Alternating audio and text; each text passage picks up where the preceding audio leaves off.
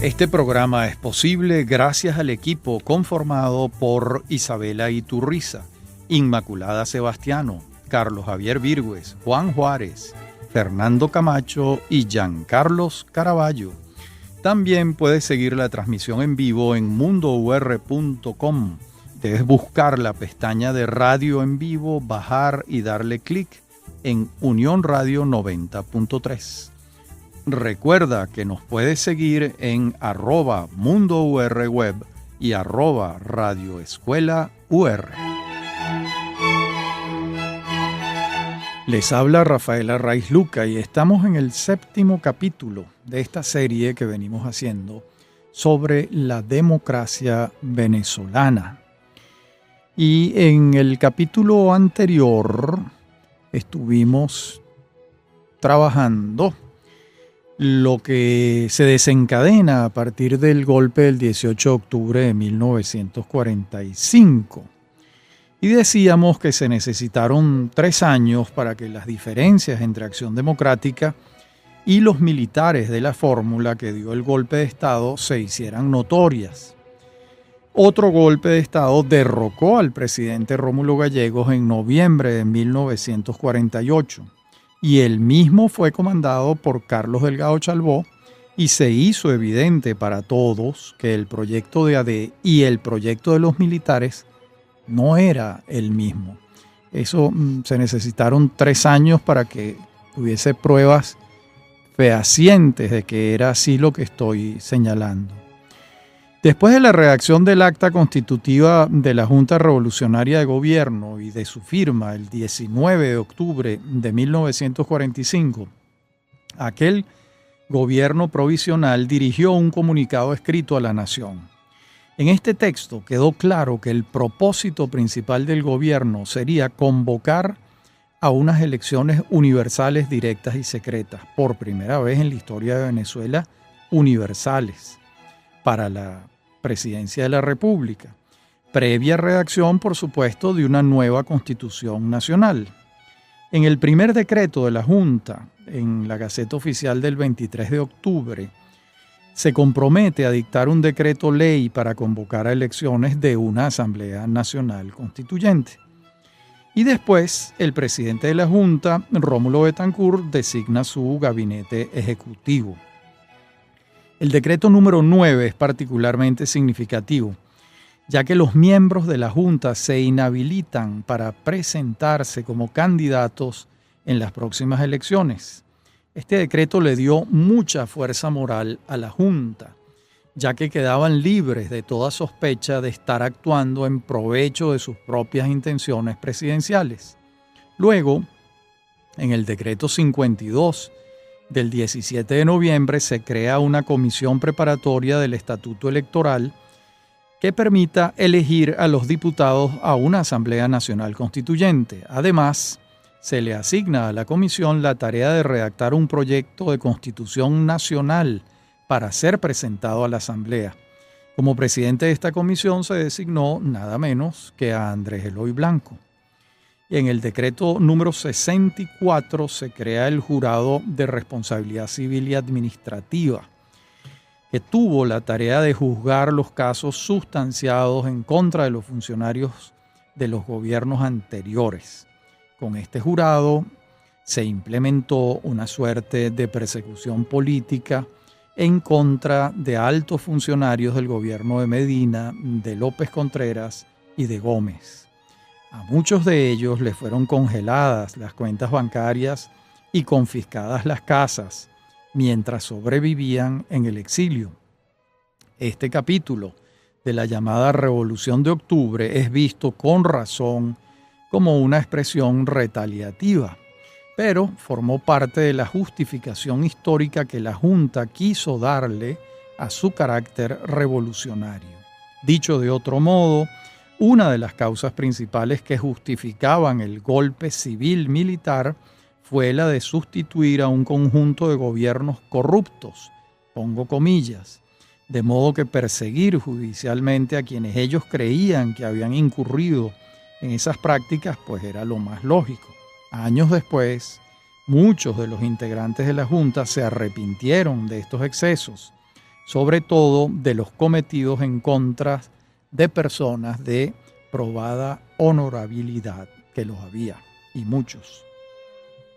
Entre los primeros decretos, el gobierno legisló en torno a dos temas que le eran fundamentales: la educación y el movimiento sindical. En cuanto a lo primero, era evidente que se buscaba su democratización y masificación. Y en cuanto a lo segundo, pues nada más elocuente que el nombramiento de Raúl Leoni como ministro del Trabajo, quien se asignó la tarea de constituir desde ese despacho centenares de sindicatos y 13 federaciones sindicales durante los 3 años en que AD detentó el poder. Estas dos áreas, educación y trabajo, junto con la de petróleo e industria, fueron las más sensibles para el nuevo proyecto político que se instrumentaba, un proyecto que ampliaba el conjunto de tareas del Estado. El 28 de marzo de 1946 fue publicado en Gaceta Oficial el Estatuto Electoral para la elección de los representantes a la Asamblea Nacional Constituyente, y los comicios tuvieron lugar el 27 de octubre. Fueron los primeros que se dieron con el sufragio universal. Votaron hombres y mujeres mayores de 18 años.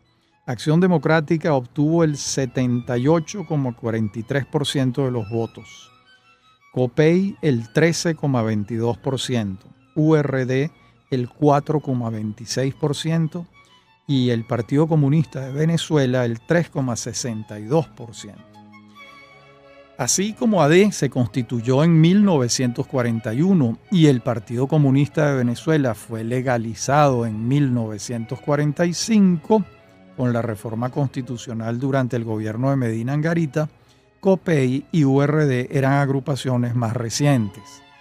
COPEI, que significa Comité de Organización Política Electoral Independiente, se creó el 13 de enero de 1946, agrupando a quienes cerraron filas en la UNE, Unión Nacional de Estudiantes, entonces estudiantes de colegios católicos encabezados por Rafael Caldera, mientras que URD, Unión Republicana Democrática, se funda el 17 de febrero de 1946, capitaneada en un principio por otros, Isaac Pardo y Elías Toro, si mi memoria no falla, y muy pronto pasa a dirigir URD Jovito Villalba.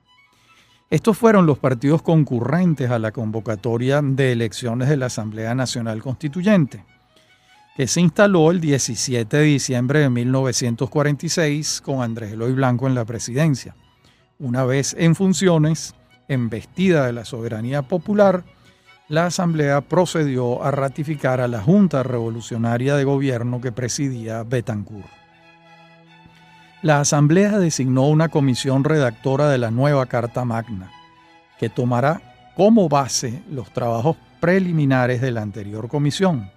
Esta comisión, voy a nombrarlos porque son personajes históricos: Gustavo Machado, Juan Bautista Fuenmayor, Lorenzo Fernández, Miguel Ángel Landáez, José Rafael Pulido Méndez, Edesio Larriba Araujo, José Desiderio Gómez Mora, Cecilio Terife, Jesús Enrique Lozada, Luis Eduardo Vera, Martín Pérez Guevara, Elvano Provenzali Heredia, Panchita Sublet Saluso, Mercedes Carvajal de Arocha, Luis Augusto Dubuc, Sigomón Gómez Malaret, Octavio Andrade Delgado, Ramón Quijada, Alcides Rondón, César Morales Carrero e Isaura Saavedra, y comenzó a trabajar el 30 de enero de 1947.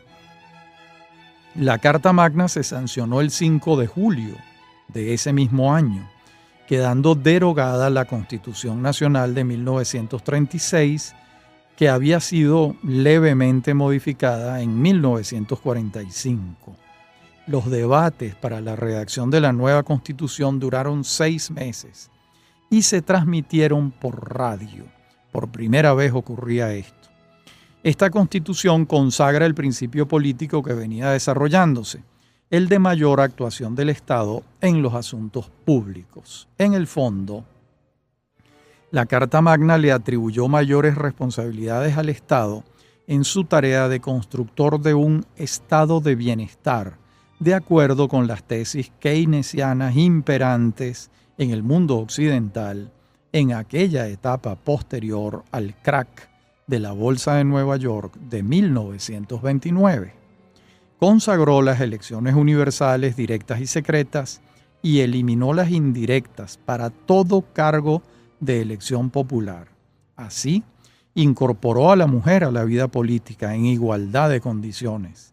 Mantuvo el periodo presidencial de 5 años sin reelección inmediata. Luego veremos cómo, sobre la base del nuevo cuerpo constitucional, se va a convocar a elecciones presidenciales y parlamentarias. Veamos ahora un aspecto medular de las discusiones con base en el diario de debates que trabajamos. Nos referimos al alcance de la elección directa, si ésta incluía, además del presidente de la República y los diputados y senadores, a los gobernadores y alcaldes. La lectura que hicimos del diario de debates estuvo constreñida a este tema, por lo demás extensamente tratado y sin duda entre los puntos más álgidos de la discusión constituyentista. Fue un punto, además, que permitió el afloramiento de discusiones doctrinarias de gran peso sobre la naturaleza del Estado que se estaba construyendo. En el proyecto presentado en el artículo 113 se lee: el gobernador durará en sus funciones 4 años y será elegido por votación directa y secreta de acuerdo con la ley. Fin de la cita.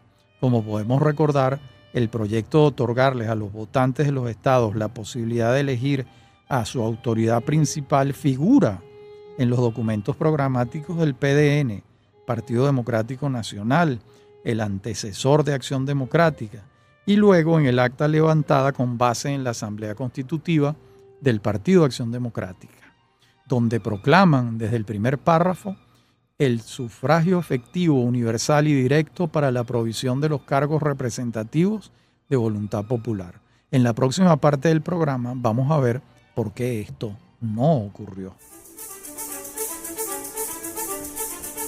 En breve continúa Venezolanos. Somos Unión Radio Cultural.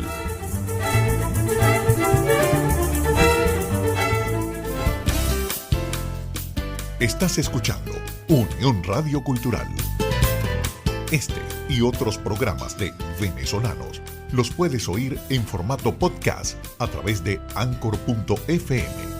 Para alguna sugerencia sobre este espacio, pueden escribirnos al correo rafaelarraiz@hotmail.com y en Twitter @rafaelarraiz. Somos Unión Radio Cultural.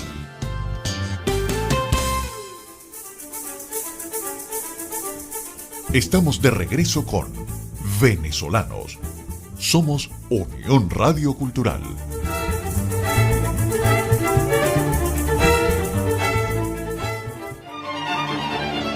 Decíamos antes que nos preguntábamos más bien por qué no ocurrió si esto estaba en el programa de Acción Democrática. Y uno, cuando revisa el diario de debates, haya intervenciones impresionantes como la del diputado Rafael Caldera, en la que hace mención al asunto. Y de inmediato el diputado Aquiles Jorá de Acción Democrática propone la nueva redacción del artículo y viene una nueva propuesta. Viene otra, empieza un debate muy, muy intenso y hasta que llega un momento en que se retira la proposición de que los gobernadores y alcaldes se elijan de manera directa. Uno siempre se ha preguntado, bueno, pero ¿cómo fue que esto ocurrió? Hay una intervención del diputado Fernando Brangé que afirma lo siguiente: realmente estoy asombrado con la proposición que se acaba de hacer en esta Cámara. Más de un siglo, mucho más, ha esperado el pueblo de Venezuela para tener oportunidad de elegir a los hombres que han gobernado. Francamente, es algo contradictorio eso de que el pueblo está preparado para una cosa, pero no está preparado para otra. El pueblo entero de Venezuela, de todos los partidos, el pueblo independiente, que no pertenece a ningún partido, esos cientos de miles de personas que dieron sus votos, esos quieren que los presidentes de los estados sean electos en forma directa. De inmediato pide la palabra el diputado José Desiderio Gómez Mora y abona más argumentos de peso a lo que viene diciendo el diputado Brangé. Y después responde el diputado Luis Lander de Acción Democrática. Dice Lander, escuchen, estudiando detenidamente la cuestión de los poderes ejecutivos en todos los estados, hemos llegado a la conclusión de que se corre el riesgo de anarquizar la política del país, entregando la elección en la forma que se pretende, haciéndola por votación directa. Fundamental no es para nuestro pueblo la simple elección de un mandatario regional. Fundamental es para nuestro pueblo el que pueda tener mejores condiciones de vida.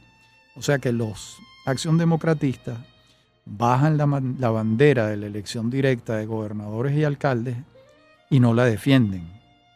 Y entonces uno ve en el diario de debate a Gustavo Machado, el jefe del Partido Comunista Venezolano, proponiendo que haya elección directa de gobernadores y alcaldes.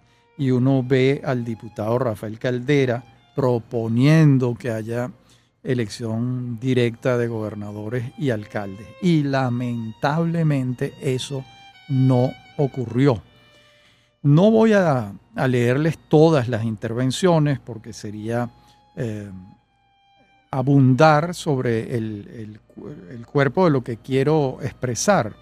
Y es que finalmente la mayoría de votos de Acción Democrática finalmente decide que no van a consagrarse en la Constitución Nacional de 1947 la elección directa de gobernadores y alcaldes.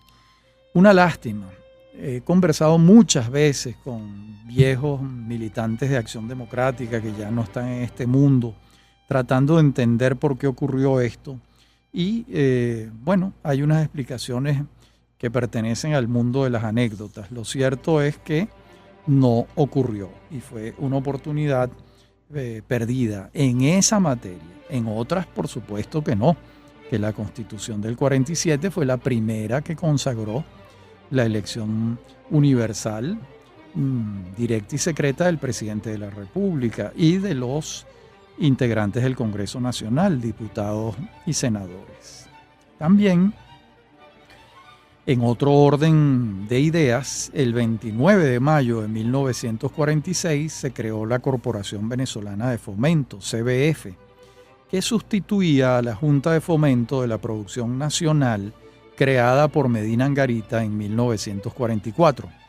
La CBF vino a instrumentar en Venezuela lo que después la CEPAL, Comisión Económica para América Latina de la ONU, denominó industrialización por sustitución de importaciones. En otras palabras, Venezuela requería diversificar su economía, que ya para entonces era mayoritariamente petrolera, y para hacerlo, la CBF establecería los mecanismos de otorgamiento de créditos a empresarios privados que quisieran desarrollar la agricultura, la cría, la industria y la minería, mientras el Estado se reservaba la promoción de empresas de utilidad pública cuyo volumen o características no sean posibles o halagadoras para el inversionista particular. Fin de la cita. Esta política de industrialización por sustitución de importaciones tuvo vigencia en Venezuela con distintos grados de intensidad hasta 1989, cuando todo el esquema arancelario y de subsidios protector de la industria nacional se levantó en aras del libre mercado. Es de señalar que Venezuela creó la CBF antes de que la CEPAL diseñara esta política para América Latina.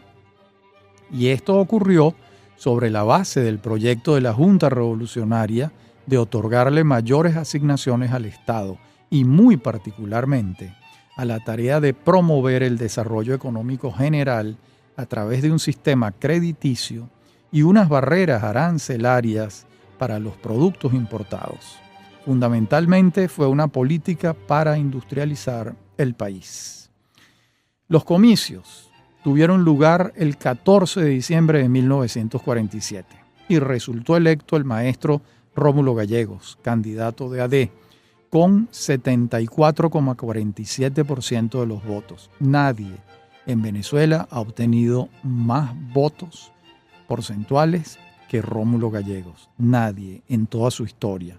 En segundo lugar llegó Rafael Caldera con 22,40% y en tercer lugar Gustavo Machado con 3,12% de los sufragios. Era la primera vez en toda nuestra historia republicana que tenían lugar unas elecciones universales para elegir presidente de la República. No fueron las primeras elecciones directas, esto hay que recordarlo, ya que las primeras elecciones directas tuvieron lugar en abril de 1860, cuando se eligió a Manuel Felipe de Tovar, un civil. Y con la elección de Gallegos, el maestro de muchos integrantes de la generación del 28, los miembros de la Junta Revolucionaria de Gobierno cumplían el decreto que ellos mismos habían redactado y que les impedía presentarse como candidatos en esta contienda. Además, en el mismo acto se eligieron diputados y senadores del Congreso Nacional, así como concejales y diputados de las asambleas legislativas estatales. Por primera vez en muchos años, el presidente de la República gozaba de una legitimidad absoluta. Lo había elegido el apoyo mayoritario del pueblo. La toma de posesión de la presidencia de la República por parte de Rómulo Gallegos el 15 de febrero de 1948 constituyó un acontecimiento cultural de gran importancia. El escritor Juan Liscano organizó en el Nuevo Circo de Caracas un festival folclórico en el que logró reunir diversas agrupaciones musicales de todo el país. Y por primera vez en su historia las expresiones culturales vinculadas con las distintas regiones de la geografía nacional se dieron cita en un solo lugar. Esto trajo como consecuencia que cultores de distintos instrumentos que jamás se habían visto ni escuchado coincidieran en un mismo tiempo y espacio. En lo sustancial del proyecto político de AD, el gobierno de Gallegos continuó con sus pautas fundamentales, pero la base de sustentación militar fue resquebrajándose, cosa que Gallegos no contemplaba, ya que su ministro de la Defensa, Carlos Delgado Chalbó, era tenido por el propio Gallegos como un hijo.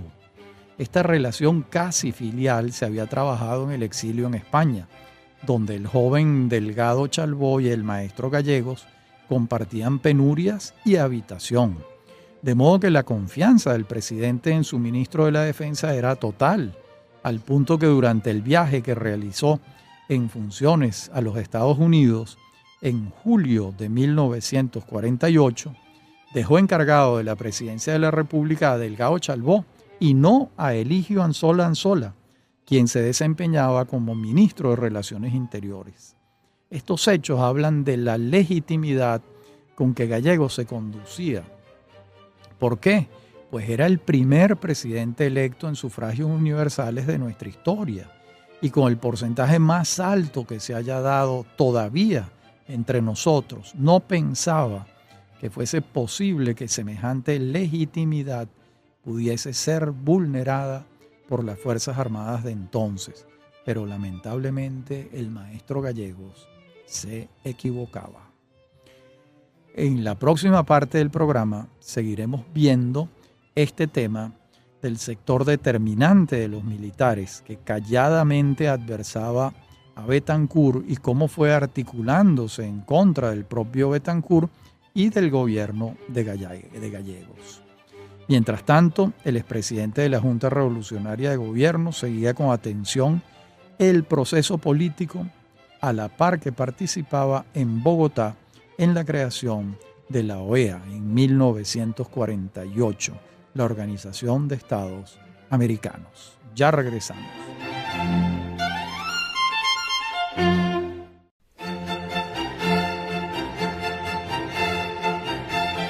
Decíamos en la parte anterior del programa que las molestias en el sector de la población afecta a algunos de los presidentes de la hegemonía militar tachirense que seguían en aumento y se canalizaron a través de un error que venían cometiendo tanto el gobierno de Betancur como el de Gallegos. ¿Cuál era el error?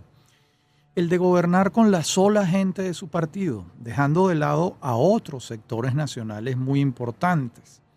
De allí que la acusación de sectarismo fue tomando cuerpo día a día y ella venía a contribuir con el proyecto militarista en el seno de las Fuerzas Armadas, un proyecto capitaneado por Marcos Pérez Jiménez y seguido con enormes dudas por parte de Delgado Chalbaud, quien terminó saliendo de la escena 2 años después, cuando ocurrió el magnicidio. En pocas palabras, el maestro Gallegos no consideró pertinente mantener vigilia sobre el sector castrense, ya que su legitimidad estaba blindada, mientras un grupo preponderante de los militares quería detentar el poder directamente, desconociendo el resultado de la elección democrática. Todo indica que de ese grupo no formaba parte el ministro de la Defensa, Delgado Chalbaud, pero terminó aviniéndose con él y encabezando el golpe de Estado militar. Así fue como se lanzó por la borda el primer ensayo democrático venezolano. El 24 de noviembre de 1948 es hecho preso el presidente Gallegos. El 5 de diciembre se le expulsa del país junto con su familia. Lo sustituye una junta militar de gobierno integrada por Marcos Pérez Jiménez, Luis Felipe Llovera Páez y Carlos Delgado Chalbaud, quien la presidía. Como vemos, el ensayo democrático venezolano comenzó por la vía del golpe militar y concluyó por el mismo conducto. No obstante, lo alcanzado en el trienio en varios aspectos se mantuvo en lo sucesivo. La política de industrialización por sustitución de importaciones siguió su curso durante la dictadura militar y luego durante todo el periodo democrático. El movimiento sindical fue perseguido durante la década militar, pero sus bases sobrevivieron y regresaron con bríos con el retorno de la democracia el 23 de enero de 1958. La política petrolera sí tuvo cambios, ya que Pérez Jiménez, afortunadamente, sí otorgó nuevas concesiones petroleras. También hubo cambios en cuanto a la democratización de la educación, tendencia que durante la dictadura militar dejó de tener fuerza. La incorporación de la mujer como sujeto político se consolidó desde entonces, así como las elecciones directas y secretas que hasta nuestros días se mantienen. Imposible no advertir un avance muy significativo para el proyecto democrático nacional en estos 3 años de 1945 a 1948. Negarlo es ceguera o mezquindad. Otra cosa son los errores cometidos en el ejercicio del gobierno y, por supuesto, la no asunción del federalismo en la Constitución de 1947, una deuda pendiente con la democracia que vino a saldarse en 1989, muchos años después, durante el segundo gobierno de Carlos Andrés Pérez. Y bien, ahora tenemos de nuevo a los militares en el poder, en un gobierno que se inicia el 24 de noviembre de 1948 y culmina el 23 de enero de 1958, un gobierno signado por la presencia militar y por el origen de facto de los gobiernos. El primero, el que va del 48 al 50, presidido por Carlos Delgado Chalbaud, emana de un golpe de Estado militar en contra del gobierno electo de Rómulo Gallegos. En otras palabras, a Carlos Delgado Chalbaud nadie lo eligió. El segundo, de 1950 a 1952, presidido por Germán Suárez Flamerich, no se fundamentó en ninguna elección, sino en la designación a dedo por parte de la Junta Militar de Gobierno, un gobierno de facto. El tercero, de 1952 a 1958, surgió de un fraude electoral en contra de la voluntad popular y lo presidió Marcos Pérez Jiménez. Como vemos, los tres gobiernos fueron de facto, nunca de iure, ya que en su origen no gozaron de legitimidad democrática. Gobernaron sin que nadie los hubiera elegido para la tarea. Por ello, puede hablarse de una dictadura militar, al hacer referencia a la década de 1948 a 1958, pero también deben señalarse los matices que en esta década tuvieron lugar. Las investigaciones más recientes señalan que la iniciativa del golpe militar contra Gallegos la tuvieron Pérez Jiménez y Llovera Páez, mientras que Delgado Chalbaud se sumó a última hora y con muchas dudas. Se cuenta con testimonios que indican que si Delgado no se sumaba a la conjura, sería dejado de lado haciéndosele preso, de modo que su dilema era álgido: o se sumaba y encabezaba la Junta Militar de Gobierno siendo presidente, o se preservaba en honor a la legitimidad democrática y Gallegos e iba preso. La primera alocución del presidente de la Junta Militar, de Delgado Chalbaud, es francamente desconcertante. Él dice el 26 de noviembre de 1948 lo siguiente, voy a citar: la Junta Militar quiere dejar categórica constancia de que este movimiento no se orienta de ninguna manera hacia la instauración de una dictadura militar, ni abierta ni disimulada, a fin de exigir al pueblo que no debe dejarse engañar por quienes pretenden propagar lo contrario. No se ha asumido el poder para atentar contra los principios democráticos, sino para obtener su efectiva aplicación y preparar una consulta electoral a la cual concurra toda la ciudadanía en igualdad de condiciones. Fin de la cita. Como vemos, la justificación del golpe se basaba en la democracia, que al parecer Delgado Chalbaud consideraba que no había tenido lugar en la elección de Gallegos. Bueno, esta argumentación se cae por su propio peso. En el fondo, lo que estaba en marcha era la ambición de un sector preponderante de los militares por el mando, y por ello dieron lo que se llamó un golpe frío, es decir, sin armas, sin resistencia, sin heridos ni enfrentamientos. El partido político que llevó a Gallegos a la presidencia, AD, no tenía cómo enfrentar a los hombres armados. Concluía así un periodo de 3 años en el que dos fuerzas convivieron enfrentándose subrepticiamente: las militares, que dieron el golpe del 18 de octubre de 1945, y las civiles, Acción Democrática, que también participaron del mismo hecho. Se imponía otra vez las tendencias militaristas en contra de las civilistas, dándose la extraña paradoja de ser el comandante Delgado Chalbaud un militar civilista. En este sentido y en otros, el hijo de Román Delgado Chalbaud será un personaje trágico de nuestra historia. Con la extraña aclaratoria según la cual la Junta Militar sustituye a un gobierno electo democráticamente para disponerse a convocar elecciones en lo sucesivo, comienza el gobierno de Carlos Delgado Chalbaud. Entre sus primeras medidas está la de invalidar los juicios del tribunal que condenó por peculado a los funcionarios de los gobiernos de López Contreras y Medina Angarita. Muchos de ellos, entre otros Uslar Pietri, recuperaron sus casas. De inmediato, además, se ilegalizó Acción Democrática y muchos de sus dirigentes salieron al exilio o pasaron a la clandestinidad.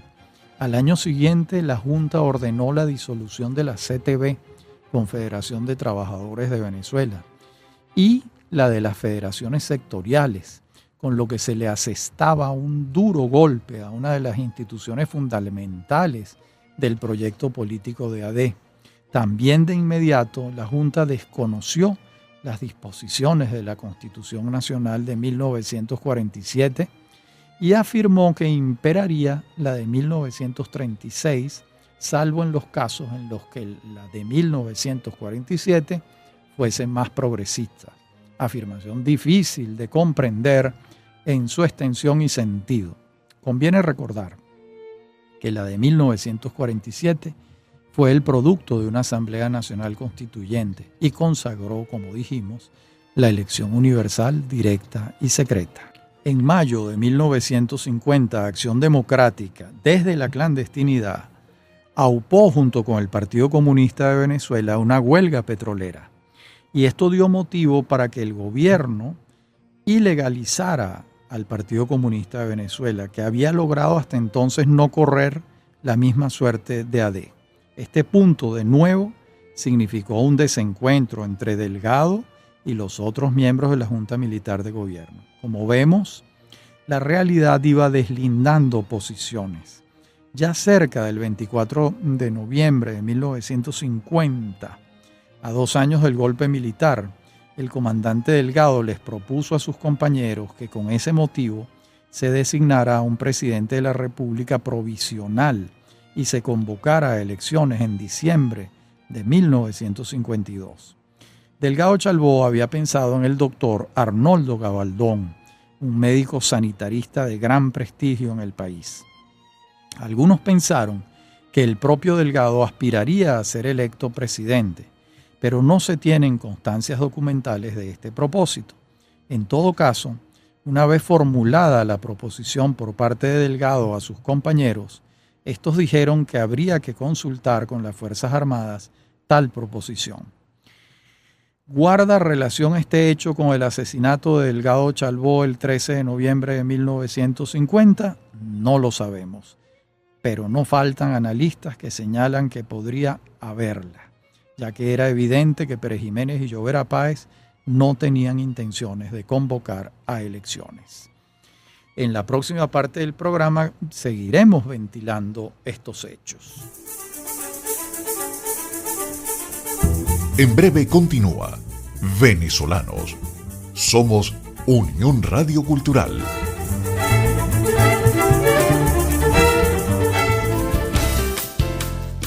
Estás escuchando Unión Radio Cultural.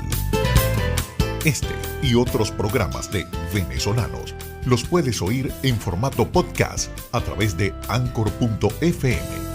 Para alguna sugerencia sobre este espacio, pueden escribirnos al correo rafaelarraiz@hotmail.com y en Twitter @rafaelarraiz.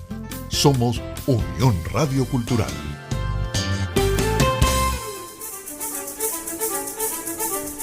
Estamos de regreso con Venezolanos. Somos Unión Radio Cultural.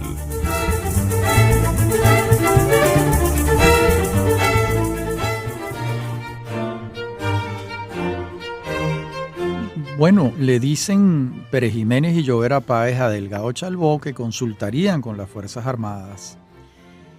Bueno, y para Delgado la consulta era innecesaria porque él mismo anunció cuando la Junta Militar dio el golpe que se iban a convocar elecciones. Pero todos estos dilemas desaparecieron de la escena con el magnicidio de Delgado Chalbaud. Nadie desde el gobierno recordó que había que cumplir con la promesa de convocar a elecciones universales directas y secretas. Han corrido ríos de tinta analizando el episodio del magnicidio de Delgado Chalbaud y sus causantes. No es el momento para detenernos en este hecho fatídico. Hay testimonios de bando y bando que abundan, pero lo único cierto es que el comandante Delgado murió y de inmediato la Junta Militar comenzó a buscarle un sustituto, ya que Pérez Jiménez se cuidó mucho de no sucederlo él para no darle crédito a la hipótesis del interés que él hubiese podido tener en su muerte. En los días sucesivos se pensó que el doctor Arnoldo Gabaldón sucedería a Delgado, como lo había previsto Delgado. Y de hecho comenzó a despachar desde Miraflores a la espera de la confirmación en el cargo por parte de la Junta Militar, pero ello no ocurrió. La Junta prefirió al doctor Germán Suárez Flamerich, entonces embajador de Venezuela en Perú, quien tomó posesión el 27 de noviembre. modificándose entonces la denominación de la Junta, pasando a llamarse Junta de Gobierno, ya que el nuevo integrante era civil. Y aunque buena parte de la historiografía simplifica los años que van de 1948 a 1958 como los de la dictadura militar de Pérez Jiménez, la verdad es que hay matices que no deben soslayarse. Uno es el de Suárez Flamerich, por más que sea unánime la opinión según la cual quien ejercía el poder era Pérez Jiménez y no Suárez Flamerich, ya que se trataba de una junta de gobierno en la que las Fuerzas Armadas tenían el mayor peso.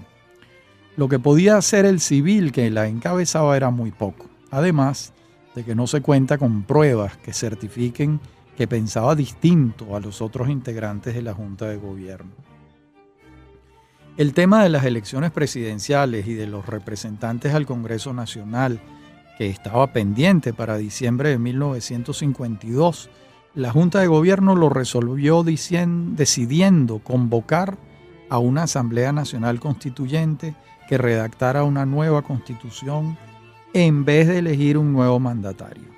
En abril de 1951 se aprueba el nuevo estatuto electoral, que impedía que AD y el PCB se presentaran como candidatos a la contienda, no así URD y COPEI, con Jovito Villalba y Rafael Caldera a la cabeza.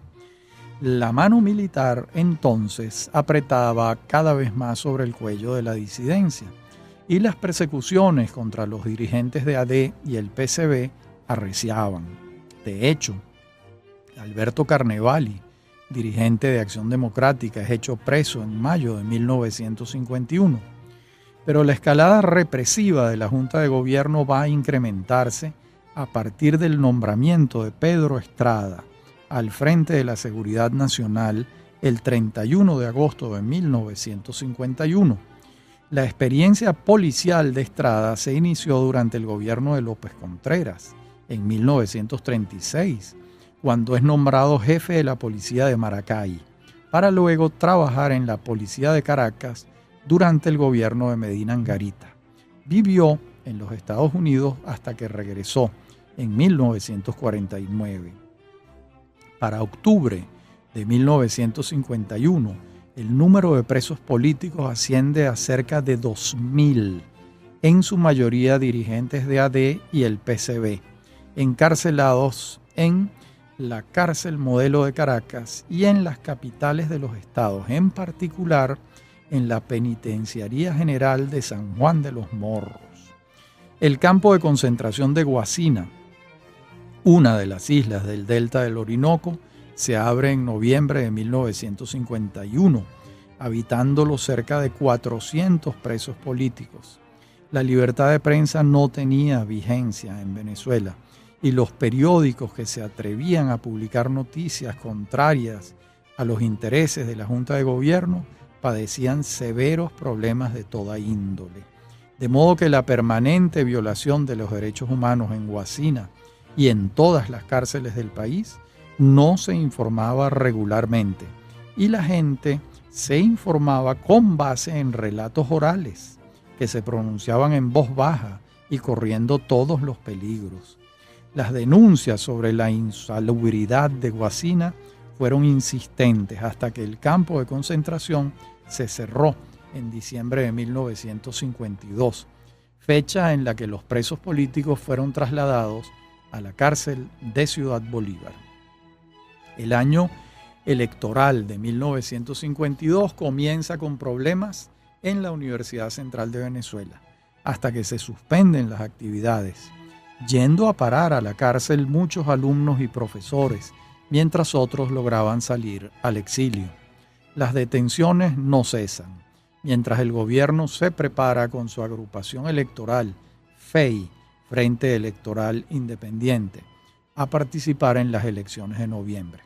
AD y el PCB, que están ilegalizados, no pueden participar, mientras que COPEI y URD deshojan la margarita en cuanto a hacerlo, hasta que optan por concurrir.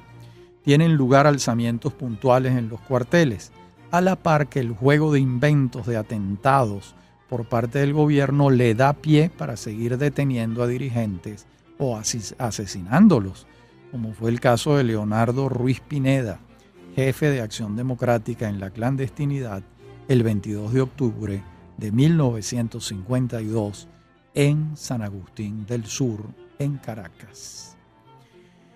Bien, los comicios tuvieron lugar el 30 de noviembre de 1952, después de una campaña en la que URD recogió un apoyo notable, al punto que la concentración que logró en el Nuevo Circo de Caracas el 27 de noviembre es la más grande que se recuerda en aquellos años.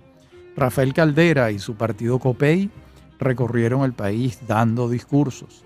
La asistencia del pueblo a las elecciones fue masiva y las primeras cifras daban la victoria a URD con una votación considerable de COPEI, mientras que el partido de gobierno, el FEI, quedaba rezagado. El 1 de diciembre ya es evidente que URD ha ganado las elecciones y que Jovito Villalba es el diputado electo con mayor número de votos en la Asamblea Nacional Constituyente, lo que lo convierte de hecho y derecho en el venezolano de mayor respaldo popular. Pero el gobierno decide desconocer los resultados electorales. Se crea una crisis en el Consejo Supremo Electoral, en donde los honestos se niegan a alterar los resultados a favor del gobierno, y su presidente, Vicente Grisanti, se refugia en la Embajada de Brasil. 11 de los 15 miembros del Consejo Supremo Electoral renuncian junto a Grisanti, mientras el gobierno designa un nuevo Consejo Supremo Electoral que sí está dispuesto a falsificar el resultado. El 2 de diciembre, el nuevo Consejo Supremo Electoral entrega unos resultados falsos, en los que gana por amplio margen el FEI. Marcos Pérez Jiménez asume la presidencia provisional de Venezuela el mismo día. Mientras el gobierno hace esfuerzos por lograr que URD acepte el resultado electoral, en vista de que no lo hacen, como es natural, son montados en un avión y expulsados a Panamá el 15 de diciembre. Mientras que COPEI no forma parte de la Asamblea Nacional Constituyente, cuando en enero condiciona su participación y el gobierno no responde de sus peticiones. Si la Junta Militar de Gobierno presidida por Delgado Chalbó llegó al poder infringiéndole un golpe de Estado a un presidente electo por la mayoría, la presidencia provisional de Pérez Jiménez se impuso sobre un fraude electoral, perpetrado contra el mismo pueblo que veía burlada su voluntad. Habían pasado apenas 4 años. Y una vez perpetrado el golpe de Estado por parte de Pérez Jiménez, ya que desconocer la voluntad popular expresada el 30 de noviembre era un golpe de Estado, la Asamblea Constituyente se instala el 9 de enero de 1953. De inmediato ratifica la provisionalidad de la presidencia de Pérez Jiménez y se enfrasca en la redacción del nuevo texto constitucional. El 15 de abril, el presidente provisional firma el ejecútese de la nueva Carta Magna y el 17 de abril la Asamblea Constituyente designa a Pérez Jiménez presidente constitucional para el periodo quinquenal que correría entre abril de 1953 y abril de 1958, con elecciones en diciembre de 1957. Hasta aquí nuestro programa de hoy. En nuestro próximo capítulo, que sería el 8º, seguiremos con la relación de estos hechos que atañen fundamentalmente a la historia de la democracia en Venezuela. Hasta nuestro próximo encuentro.